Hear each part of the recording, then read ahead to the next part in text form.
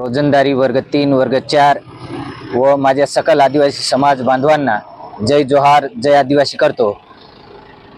आता जे काही आपल्याला आज 93 दिवस पूर्ण होत आहे, आपल्या सर्व रोजंदारी वर्ग 3 वर्ग 4 बांधवांना याची कल्पना आहे, माहिती आहे, आपण प्रत्यक्ष यात सहभागी होता।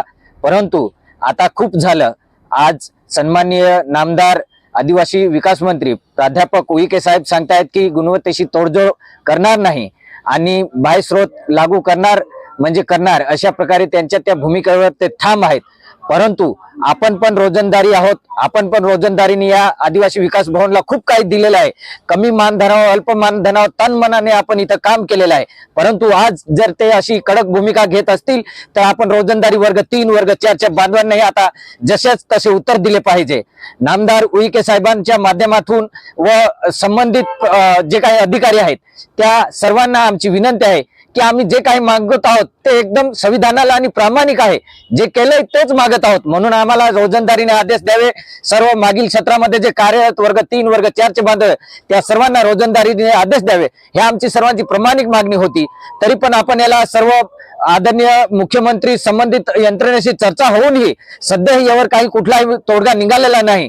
म्हणून आता सर्व आदरणीय ललित सर, त्यांचे सर्व पदाधिकारी, सर्व टीम व वर्ग 3 वर्ग 4 महाराष्ट्र राज्यातले सर्व वर्ग 3 वर्ग 4 चे यांनी आता अत्यंत सिरियसपणे आणि जशाच तसे ते आक्रमक झालेले आहेत। आपण पण आक्रमकपणे अभी नाही तर कभी नाही या युक्तीप्रमाणे आपण येत्या 13 तारखेला इथून नाशिक ते मुंबई राजभवनकडे आपण पायी विराट मोर्चा नेणार आहोत आणि आता परतीचे दौर तुटलेले आहेत, ह्या भावनेने जायचे आणि आपल्याला यश मिळवायचे आहे।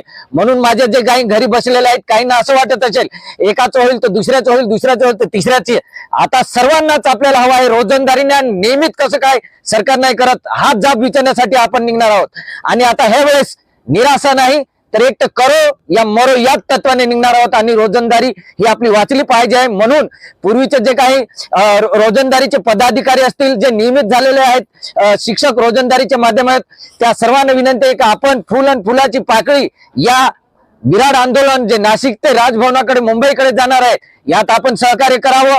त्याचप्रमाणे जे घरी बसलेले आहेत वर्ग 3 वर्ग 4 चे बांधव, त्यांनी या मोर्चात यावं आणि आपला हक्क, आपला अधिकार, आपली रोजंदारी वाचवावी यासाठी आपण यावं। ही मी आदरणीय ललित सर, सर्व पदाधिकारी वर्ग 3 वर्ग 4 चे जे घरी आहेत त्या सर्वांना विनंती करतो की आपण आता ठोस भूमिका घेऊन या पायी लॉंग मार्च मध्ये, विराट मार्च मध्ये 13 ऑक्टोबर पासून सुरुवात करायची आहे।